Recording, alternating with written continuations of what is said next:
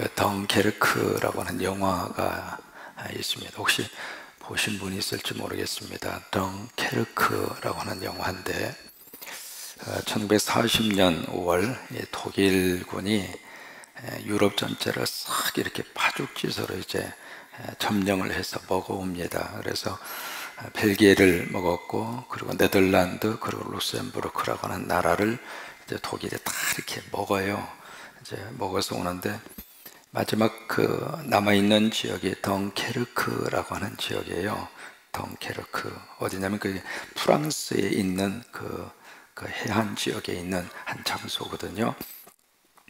그 덩케르크만 이렇게 딱 점령을 하면 완전히 이제 유럽 전체를 독일군이 다 점령하는 어떤 의미에서 이제 마지막 그 지역이죠.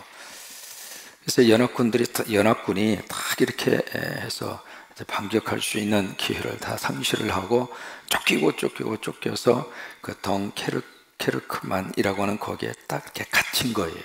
거기에 갇혔는데 그 포위망에 걸려든 그 연합군이 그 영국, 그리고 프랑스, 그리고 벨기에, 그리고 네덜란드 그 네 개 나라의 군인 37만 명이 그 덩케르크라고 하는 그 마치 도간에 든 쥐처럼 이렇게 딱 갇힙니다.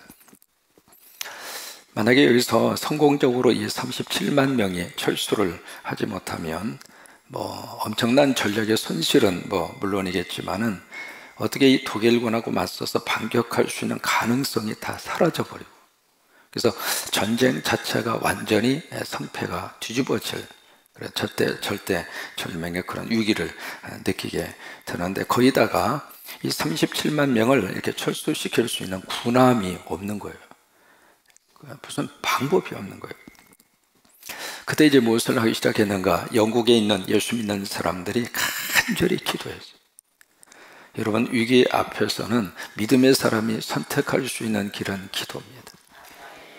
칠흑 같은 어둠 속에서도 믿음의 사람들에게는 희망이 있습니다.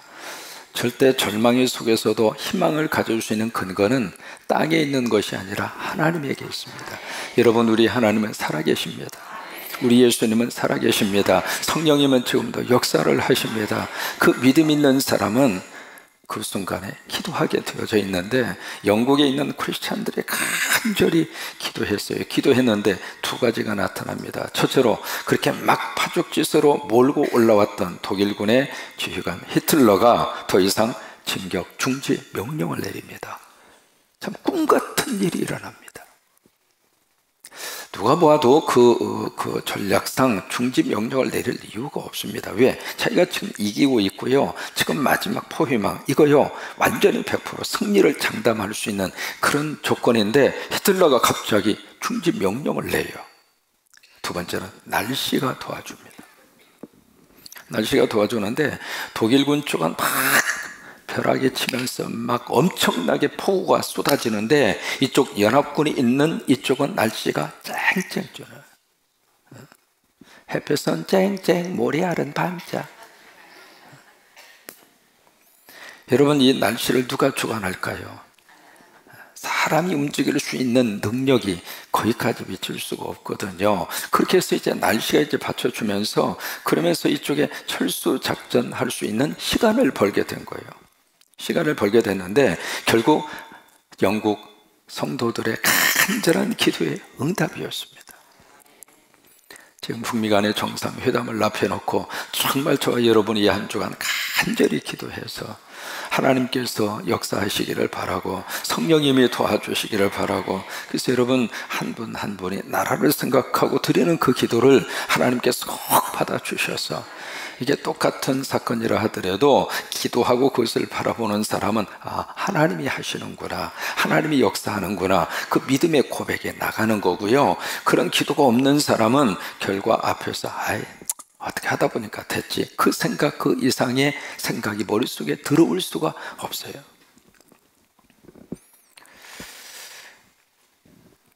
그리고 또 어떤 역사가 나타나게 됐는가? 국가의 요청에 부응을 해서 850척의 민간인 배가 거기에 37만 명 철수 작전에 참 묘하게도 스스로가 다 결정을 해서 민간인 850척이 그 철수 작전에 참여를 합니다.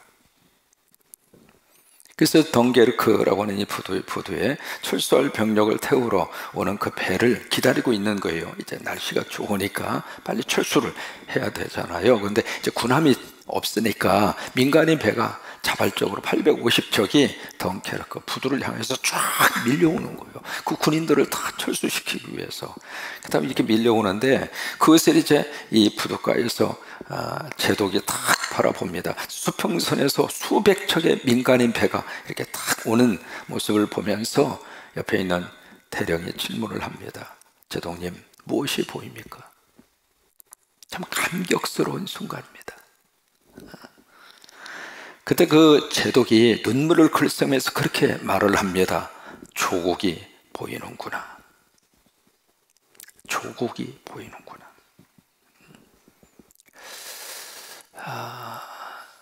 좀 그 영화의 어떤 의미에서 이제 하이라이트입니다. 그건 실제로 있었던 역사적인 사건이거든요. 거기에 민간인 배가 오고 있는 곳은 그냥 단순히 배가 아니라 조국이 보이는구나. 여러분, 이 한 주간 우리 성도들의 기도는 하나님께서 이 조국을 위하여 흘리게 하시는 눈물이고, 그냥 교인들이 지금 보이는 것이 아니라 하나님의 눈에는 지금 조국이 보이는 거예요. 대한민국이 보인다, 그 말이에요. 그러니까 믿는 성도들의 간절한 눈물의 기도가 얼마나 하나님께서 그 나라와 민족을 위해서 하나님께서 요구하시는지 말이죠. 여러분, 그 사명을 가지고 여러분, 하나님께서 우리를 보실 때, 그래, 대한민국이 보이는구나, 조국이 보이는구나. 제가 지금도 잊지 못하는 사람이 있습니다. 칠보산 기도원의 민족의 재단을 쌓았던 김 전도사님. 결혼도 안 하시고 평생을 싱글의 몸으로 하나님에게 바쳐서 주님과 결혼한 그런 심정으로 기도하던 기도의 어머니입니다. 그 칠보산 기도원에서 이렇게 올라가다 보면 그 정상에 군부대가 있고, 군부대 가게 중간쯤에 이 전도사님이 기거하시는 기도처가 있어요. 그리고 기도처 바로 앞에 거기에 시멘트로 해서 방석을 깔고 기도할 수 있는 기도 자리를 만들었고, 그 앞에 태극기를 걸을 수 있는 국기봉을 만들었고, 그 옆에 십자가를 세울 수 있는 국기봉을 똑같이 만들었어요. 그리고 그것을 양쪽으로 태극기와 십자가 길을 거기다가 꽂아놓고, 그리고 나서 평생을 그분이 천국 갈 때까지 뭘 했는가? 나라와 민족을 위한 기도를 사명으로 알고 기도하셔. 여러분, 대한민국에는 그런 기도의 사명자들을 하나님이 세우셨어요. 이 나라가 거저된 줄 아십니까? 영적으로 봤을 때 그런 하나님의 사람들을 하나님이 세우셔서 그로 하여금 스스로가 선택한 길도 아닙니다. 스스로가 이거 해야지 해서 나온 것도 아닙니다. 하나님이 하라고 하시니까, 하나님 그 사명을 주시니까. 여러분, 그렇잖아요. 하나님이 주시는 사명은 인간이 거역할 수 없어요. 거역하면 요나와 같은 신세가 되고 말아요. 그러니까 거절할 수가 없는 거예요. 그러니까 그 사명의 무거운 그것을 믿음으로 받으면서 평생을 그 십자가와 태극기 앞에서 거기다 하나님 간절히 기도하는데, 그 전도사님이 그러시더라고요. 나라에 위기가 있을 때마다 하나님이 환상을 통해서 보여주시고, 그것을 보여주시면서 더 강력하게 기도하도록 하나님이 기도를 시킨다, 그 이야기를 하시더라고요. 그러면서 하면 그런 이야기예요. 38선에 한 번은 기도하는데 38선에 저쪽 북쪽에서 팍 북한의 군인들이 막 넘어오는 환상을 보여주시더래요. 안 되겠구나 해서 더 강력하게. 여러분, 군인들이 이 나라를 지키는 게 아닙니다. 하나님이 지켜주셔야 돼요. 하나님이 막아주셔야 되고, 하나님이 도와주셔야 되고. 그런데 보세요, 영적 세계로 움직이는 것은 바로 무엇인가? 기도예요. 이 한 주간 기도를 통해서 북미 정상회담이, 그리고 남북미 할 것 없이 종전선언의 좋은 계획가 이루어질 수 있도록 너무너무 감격스럽잖아요. 6.25가 벌어진 6월달. 그때 그 6월달에 하나님께서 역사하셔서 한반도에 더 이상 전쟁은 아니다, 이것으로 끝이다, 그것에 대한 종지부를 찍을 수 있도록 하게 하는 마지막 어떤 의미에서 기회라고 볼 수 있는 이 순간을 하나님이 우리에게 주신 줄로 믿어요. 우리가 간절히 기도해서 이 한 주간 그런 역사와 능력이 임할 수 있게 되기를 주의 이름으로 축원합니다. 같이 한번 해보시죠. 조국이 보입니다. 그래요. 옆에 있는 분들이 지금 조국입니다. 자, 옆에 있는 분을 보시면서 조국님 나오셨어요. 감사합니다.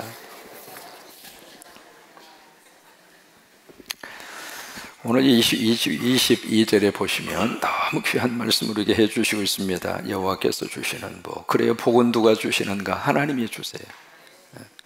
땅에서도 우리가 복을 찾을 수 있습니다만은 정말로 복의 복은 누가 주시는가? 하나님이 주세요. 그래서 복의 근원 강림하사 찬송하게 하소서. 한량없이 자비하심 정량할 길 없도다. 여러분, 복의 근원이 누구예요?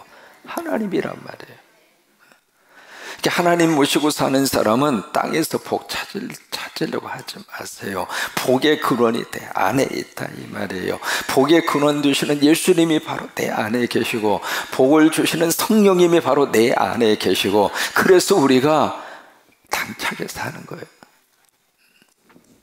그래서 복의 근원 되시는 여호와께서 복을 주시는데, 그 복을 주심으로 어떻게 우리를 만들어 주시는가? 사람을 부하게 하시고, 여기 부하게 한다는 얘기는 부자로 만들어 주신다, 그 의미가 아니라 윤택하게 해주신다 그 말이에요.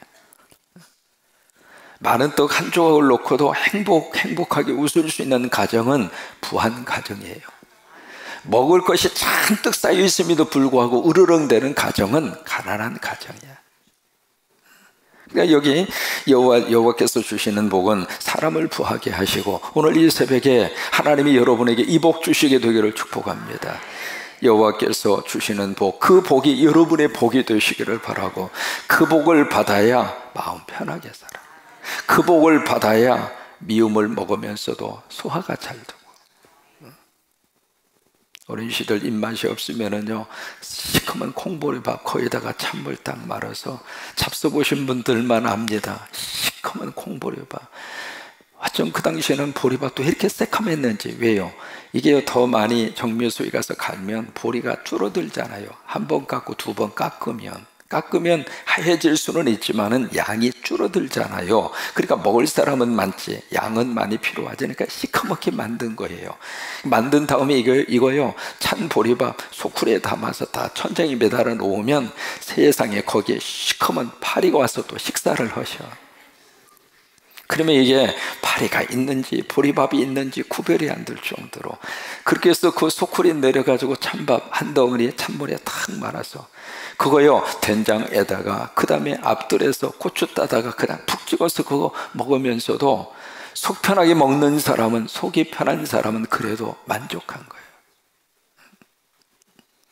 그러니까 하나님이 주시는 복은 바로 그런 복이라 그 말이에요. 세상에 이것을 얼마나 많이 가졌느냐, 그 차원에서 주시는 복이 아니라 작든 크든 하나님의 은혜구나, 하나님의 축복이구나, 그걸 느끼면서 사는 사람은 여기가 천국이 된다 그 말이에요. 그러나 세상적인 것을 아무리 많이 가지고 있다 하더라도 그 속에 그리스도가 없고 성령님이 떠나버리면 여기가 전쟁통이야, 여기가 지옥이라 그 말이에요. 그러니까 22절의 말씀이 바로 그거예요. 여호와께서 주시는 복은 사람을 부하게 하시고, 여러분, 하나님이 이런 윤택함의 귀한 복을 이 시간 부어주시기를 축복합니다. 그래서 하시는 말씀이 근심을 겸하여 주지 아니하시느니라. 왜 근심을 겸하여 주지 않으실까? 여기 근심은요, 하나님이 주시는 걱정과 근심도 있습니다. 그게 뭐예요? 어떻게 예수 좀 잘 믿어봐야지. 그건 하나님이 주시는 걱정이에요. 내가 새벽기도 열심히 나가야지. 여러분, 성령님이 우리를 깨우시는 걱정이고 근심이에요. 영적 차원에서 그런 적당한 스트레스가 우리에게 필요합니다. 내가 기도해야지, 기도의 시간을 맞춰 가야지. 그것은 영적인 의미에서 우리에게 적당한 스트레스가 필요한 거예요. 그런 스트레스가 없는 사람은 그냥 적당하게 이런 식으로 나가는 거예요. 근데 여기서 말씀하시는 이 근심이라고 하는 것은 마귀와 사탄이 주는 근심을 의미하는 겁니다. 그건 하나님이 안 주신다 그 말이에요. 왜 그럴까? 이 걱정이 우리 속에 한번 들어오기 시작하면은요, 잠언 17장 22절에 있는 말씀대로 마음의 즐거움은 양약이라도, 그 양약이라고 하는 것은 good medicine, 좋은 약이다 그 말이에요. 그래서 사람이 기쁘고 행복하게 살면 다른 어떤 약, 보약보다도 훨씬 좋은 약을 잡수시는 거예요. 그래서 양약이라고 하는 단어를 그래서 쓰는 거예요. 마음의 즐거움은 양약이라도 마음속에 기쁨이 있고 마음속에 감사가 있고 마음속에 정말 하나님의 은혜가 넘치면은 그것이 최고로 좋은 약이라 그 말이에요. 이 세상의 그 어떤 보약보다도 여기가 천국이 되는 것이 최고로 좋은 약이라 그 말이에요. 산의 진미를 먹어도 불불불 끓으면 소화도 안 되고 잡수신 다음에 금방 화장실 가서 그냥 고속도로처럼 쫙 나와버리는, 먹느라고 고생만 했지. 그러니까 마음의 즐거움은 양약이라도 여기에 좋은 하나님의 보약으로 하나님이 우리에게 주시는 것이 바로 뭐냐면은 기쁨과 감사와 행복과 은혜와 성령님, 그런 것들을 여기다 이렇게 하나님이 담아 주시기를 원하신다 그 말이에요. 그런데 심령의 근심은 뼈를 마르게 하느니라. 마귀와 사탄이 주는 근심이라고 하는 것이 바로 그거예요. 뼈가 마를 정도로. 어떻게 하면 우리가 근심이 없이 살아갈 수 있을까? 두 가지 말씀만 드리고 싶어요. 첫째로 그 근심 하나님께 맡겨야 해결돼요. 요한복음 14장 1절 말씀, 너희는 마음에 근심하지 말라.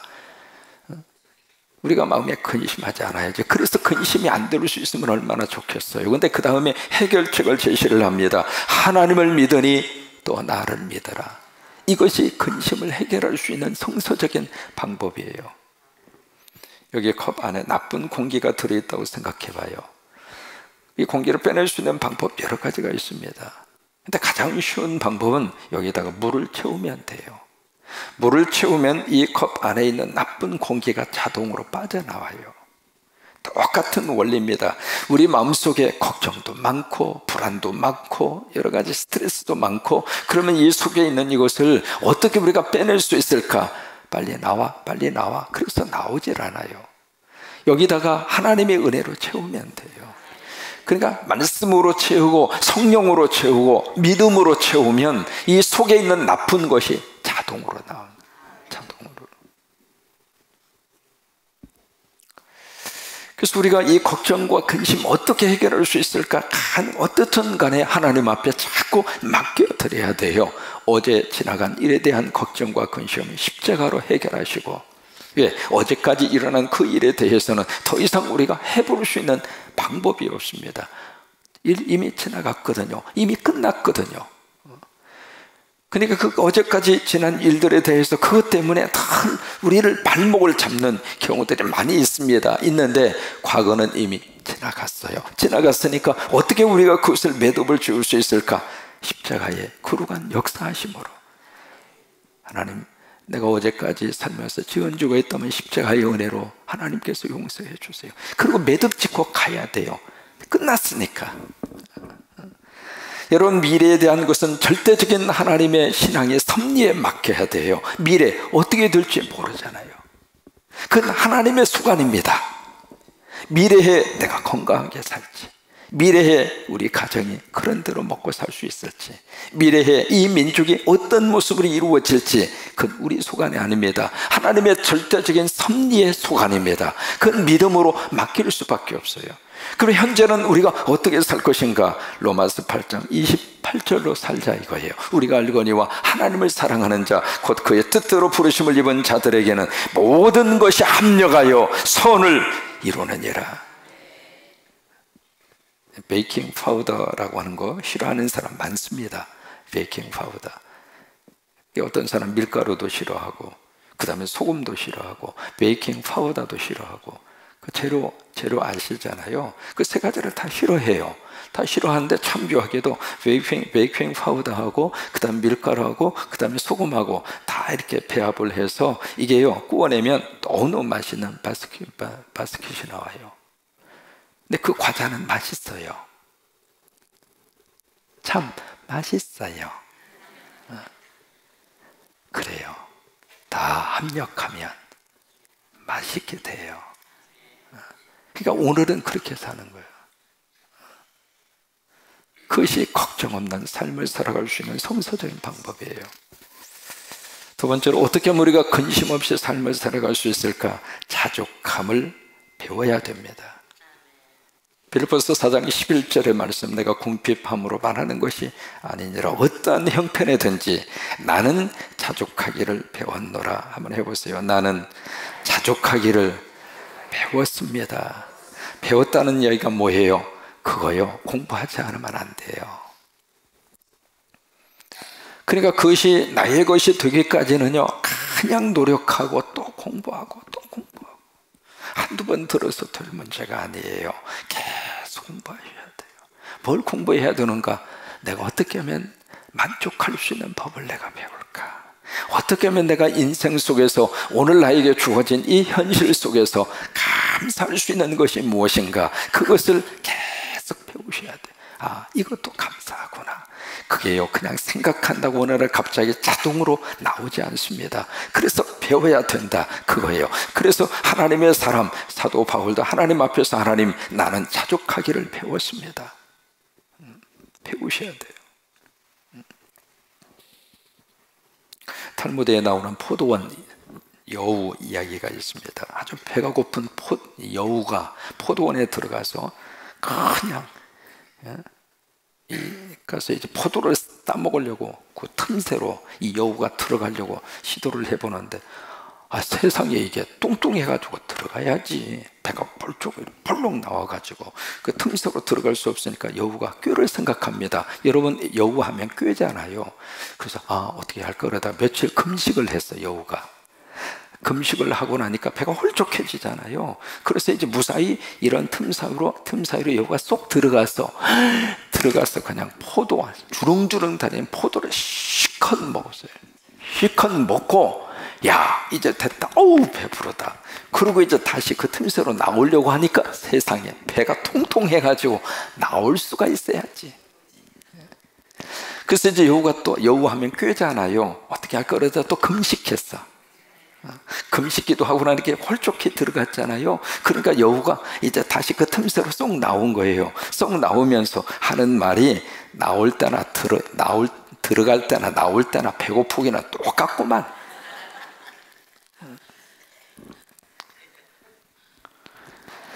사람이 작은 것으로 만족하지 않는 사람은 큰 것이 주어지도 만족하지 못해요.